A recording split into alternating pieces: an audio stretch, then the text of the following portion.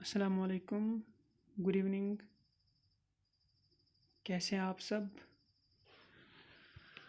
आज का जो हमारा टॉपिक है वो थेरीज़ ऑफ एडमिनिस्ट्रेशन के बारे में है। और जो सबसे पहली थेरी है वो है क्लासिकल थेरी ऑफ एडमिनिस्ट्रेशन। और जहाँ तक क्लासिकल थेरी ऑफ एडमिनिस्ट्रेशन की बात है, ये सबसे पहले अगर डेवलप हुई है तो जो 1900 से 2000 तक जो एरा रहा है उसके फर्स्ट हाफ में ये वजूद में आई।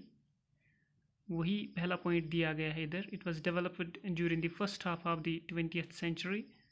और जहाँ तक इस क्लासिकल थ्योरी की बात है, इसको और भी नामों से जाना जाता है। जैसे इसको ट्रेडिशनल थ्योरी कहा जाता है, स्ट्रक्चरल थ्योरी कहा जाता है, या फॉर्मल ऑर्गेनाइजेशनल थ्योरी भी कहा जाता है इसे। इसके साथ साथ इसका एक और नाम है वो मैकेनिस्टिक थ्योरी है, और मैनेजमेंट प्रोसेस स्कूल भी इसको कहा जाता है। तो बहुत सारे नाम हैं क्लासिकल थ्योरी ऑफ एडमिनिस्ट्रेशन की।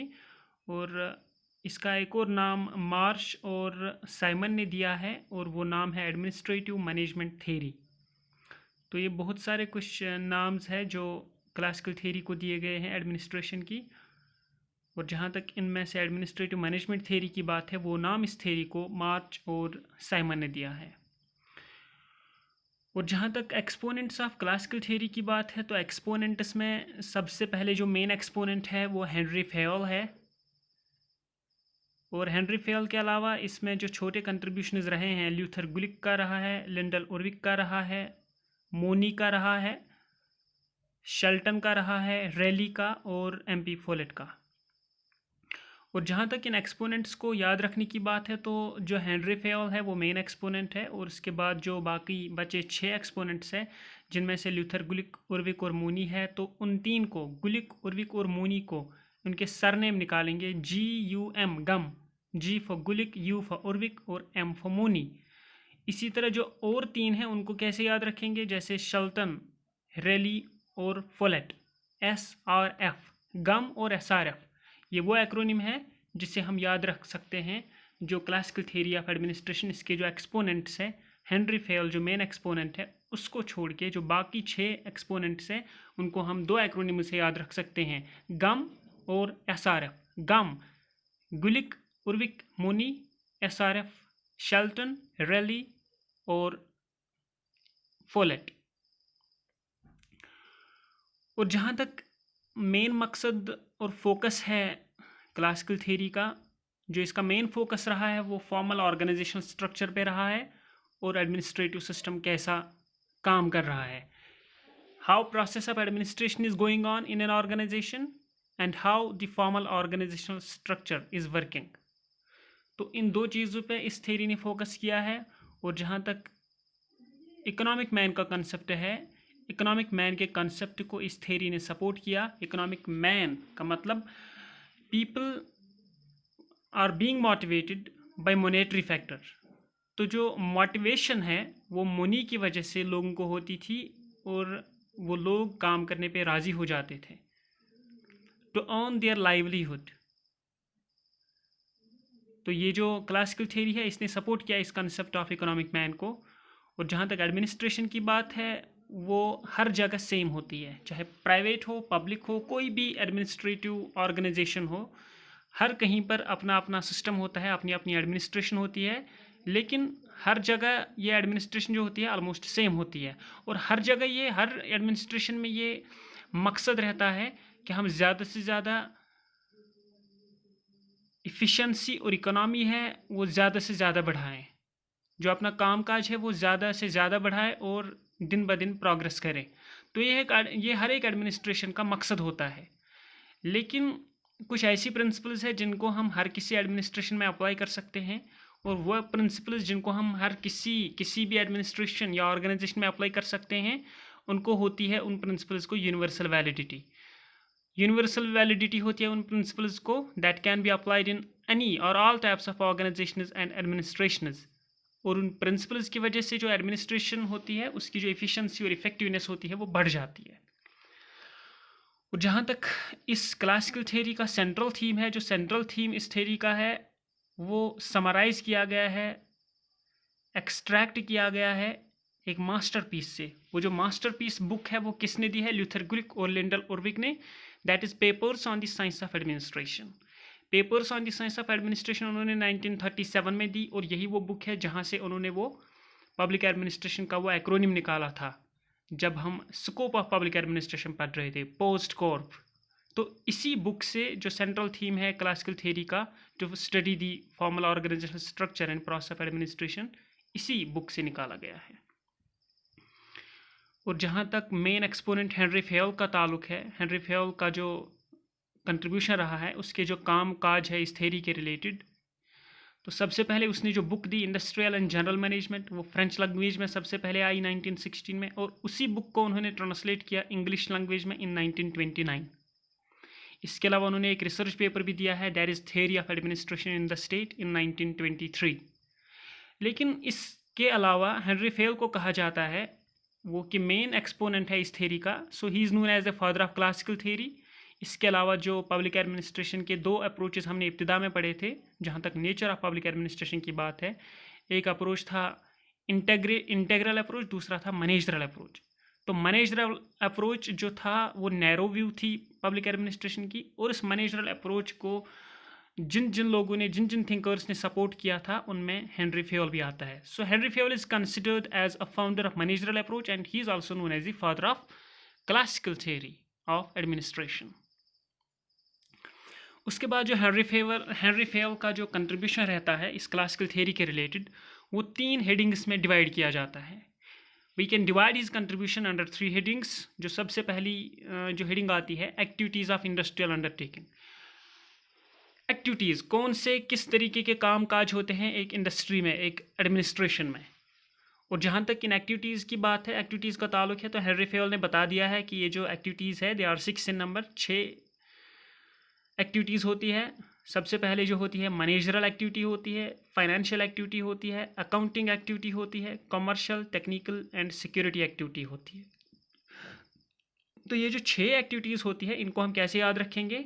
Through an acronym M facts, M for managerial, F for financial, A for accounting, C for commercial, T for technical and S for security activities। तो ये जो 6 एक्टिविटीज़ हैं, इनको हम एक एक्रोनिम की सूरत में याद रख सकते हैं, दैट इज़ M facts।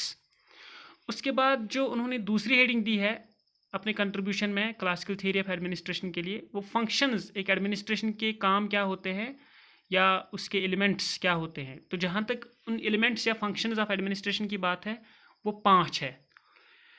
और वो 5 क्या क्या है? सबसे पहली होती है प्लानिंग, उसके बाद एक ऑर्गेनाइजेशन होती है, कमांडिंग होती है, वहाँ पर कोऑर्डिनेटिंग होती है, और कंट्रोलिंग होती है। प्लानिंग, आपने प्लान करना होता है, एक ऑर्गेनाइजेशन आपने बनानी होती है, आपने उसमें सुपीरियर एंड सबऑर्डिनेट होते हैं, स्टाफ होता है, कमांडिंग होती है, यूनिटी ऑफ कमांड, कोई तो कंट्रोल करता है, बॉस होता है जो कंट्रोल करता है, कोऑर्डिनेटिंग, आपस में आप यूनिटी, हार्मोनी और कोऑर्डिनेशन मेंटेन करते हो, तब जाके आप अपने गोल्स हासिल करते हो। कंट्रोलिंग, सुपरवाइजर का सबऑर्डिनेट्स पे कंट्रोल रहता है। तो इन 5 एलिमेंट्स को हम कैसे याद रखेंगे? Through an acronym, that is POCC, POCCC। यहाँ पर सबसे इंपॉर्टेंट जो है, जो CCC है, उनमें आपने ऑर्डर से याद रखने हैं। जो पहला C है वो कमांडिंग के लिए स्टैंड होता है, दूसरा C कोऑर्डिनेटिंग के लिए, और जो लास्ट वाला C है वो कंट्रोलिंग के लिए यूज़ किया जाता है। तो ये हुए एलिमेंट्स जो 5 है, एक्टिविटीज़ 6 आ गई। उसके बाद एक और इम्पॉर्टेंट सब हेडिंग है, वो है principles of administration. According to Henri Fayol जो प्रिंसिपल्स ऑफ एडमिनिस्ट्रेशन है वो 14 है, 14 इन नंबर। सबसे पहली और इम्पॉर्टेंट जो इसकी प्रिंसिपल है, जिस पर मेन फोकस रहा है, that is division of work. Managers क्या करेंगे और सबऑर्डिनेट्स क्या करेंगे। स्पेशलाइजेशन, डिवीजन ऑफ वर्क, काम को बांटा गया है यहाँ पे। अथॉरिटी एंड रिस्पॉन्सिबिलिटी, किसको क्या ड्यूटी पावर्स रहेंगे, किसके पास अथॉरिटी रहेगी, जिम्मेदारियाँ रहेंगे। Discipline, you have to maintain discipline, you can't go against rules, you can't violate rules of administration। इसके अलावा unity of command, double boss होगा, सिंगल बॉस होगा, या 2 से ज़्यादा बॉसेस होंगे आपके यूनिटी ऑफ कमांड। एक जो बॉस होगा वो कितने लोगों को सुपरवाइज कर सकता है। Direction, right person at right place, आप अच्छी तरह से लोगों को अपनी अपनी जगहों पर, अपनी अपनी पोजिशंस पे यूटिलाइज करते हो, that is direction. General interest to prevail over individual interest, एक और प्रिंसिपल जो है, जो आपका इंडिविजुअल इंटरेस्ट है आपने उसको साइड में रखना है, and you have to work for the common और general interest of an administration और ऑर्गेनाइजेशन। वो भी इसकी एक प्रिंसिपल है। Remuneration, you will be paid incentives at the end of the day. जो भी आप काम करते हो, एम्प्लॉय जो भी होते हैं एडमिनिस्ट्रेशन में, उनको सेटिस्फाइड इंसेंटिव्स मिलते हैं for their works. Centralization, somebody is there, boss is there, who is having authority in him to control you people, to dictate the terms and conditions of an organization, of an administration. Centralization, सारे powers उसी को होते हैं, boss को, that is centralization. Scalar chain, scalar chain मतलब जो scalar chain होती है, that is hierarchy. Authority flows from top to down, top to bottom, ऊपर से नीचे की जानिब सबऑर्डिनेट्स तक पहुंच जाती है। मतलब सुपीरियर और सुपरवाइज़र से लेकर ये अथॉरिटी फ्लो होती है टुवर्ड्स सुपरवाइज़र से सबऑर्डिनेट्स की जानिब, स्केलर चेन। हाई रैंक वाला टॉप पे होगा, उसके बिलो जो होंगे वो लोअर रैंक्स के होंगे। Order, right person in the right direction. Order, you have to maintain coordination, control, equity, equality. Stability, आपने आपस में कोऑर्डिनेशन मेंटेन करनी है सो दैट जो ऑर्गेनाइजेशन या एडमिनिस्ट्रेशन की जो इंटरनल स्टेबिलिटी है वो मेंटेन रहे। इनिशिएटिव, आपने स्टेप्स लेने होते हैं in order to meet the goals and aspirations of an administration. और जहाँ तक आखिरी प्रिंसिपल है, that is esprit de corps. Esprit de corps जो टर्म है, परहैप्स ये फ्रेंच टर्म है, और इसका जो मतलब है to maintain harmony, to maintain harmony. तो ये कुछ प्रिंसिपल्स थे जो क्लासिकल थ्योरी के लिए हेनरी फेयोल ने दी है। तो प्रिंसिपल्स जो है वो 14 है, और जो एलिमेंट्स है वो 5 है, PO-CCC, और जहाँ तक एक्टिविटीज़ की बात है तो वो 6 है, एम्फैक्ट्स। तो ये हेनरी फेयोल का एक जनरल कंट्रीब्यूशन रहता है क्लासिकल थ्योरी में। उसके बाद जो जनरल में हम जो कैरेक्टरिस्टिक फीचर्स होते हैं इस क्लासिकल थ्योरी के, उसमें सबसे इम्पॉर्टेंट जो ऑलरेडी मैंने बताया, that is division of work, specialization, superior क्या करेगा और सबऑर्डिनेट कौन सा काम करेंगे। हायरार्की, अथॉरिटी किसके पास रहेगी, scalar chain. Authority will flow from superior supervisor towards subordinates. Order, right person in the right direction, right person at right place. Rationality, you have to maintain unity and you have to work for the administration, you have to work for the organization to meet the grievance of the people for whom you are working in organization. Economy and efficiency, आपने principles को follow करना होता है, आपने unity को maintain करना होता है, और जब आप अपने मीन्स अच्छी तरह इस्तेमाल करते हो तब जाके आप एक एडमिनिस्ट्रेशन में अपने एंड्स को हासिल करते हो। तो जब आप प्रिंसिपल्स को फॉलो करते हो, जो प्रिंसिपल्स होती है जिनसे आपकी इकोनॉमी और एफिशिएंसी बढ़ जाती है, लेकिन साथ ही साथ आपने आपस में कोऑर्डिनेशन मेंटेन रखनी होती है, ऑर्डर बनाए रखना होता है, and you have to follow the rules of an administration.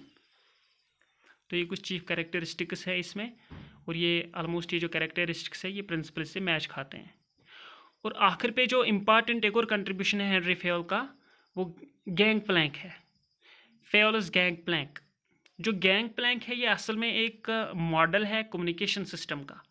For example, अगर एक बॉस होता है, उसके अंडर 2 ग्रुप्स है, एक ग्रुप में भी 5 बंदे हैं, दूसरे ग्रुप में भी 5 बंदे हैं। तो जो एक ग्रुप में 5वां बंदा है उसको दूसरे ग्रुप के 5वें से बात करनी होती थी, तो वो पहले चौथे से बात करता था, तीसरे से, दूसरे से, एक से। जब अपने ग्रुप में वो 1 तक बात पहुंचाता था, एक बॉस को बोलता था, और बॉस इधर से फिर दूसरे ग्रुप के 1 को बोलता था, 1 2 को, 2 3 4 और 5 तक पहुंच जाती थी। मतलब एक ग्रुप का 5वां दूसरे ग्रुप के 5वें से बात करने के लिए पहले अपने सुपीरियर से बात करता था, तो इसमें बड़ा टाइम लगता था। तो क्यों? Because that was a vertical communication system. तो हेनरी फेयोल ने इस वर्टिकल कम्युनिकेशन सिस्टम को ख़त्म कैसे कर दिया? उन्होंने एक इम्पॉर्टेंट सिस्टम दिया, that is horizontal communication system through gang plank. That is an employee can communicate with the employee of same level. अगर 5वें रैंक के एक ग्रुप को दूसरे ग्रुप के 5वें रैंक के एम्प्लॉय से बात करनी है तो डायरेक्टली उसके साथ बात कर सकता है through Henry Fayol's gang plank model or gang plank method. So it is a horizontal communication system that an employee can communicate with the employee of same level. Thank you. So this was all about the classical theory of administration by Henry Fayol.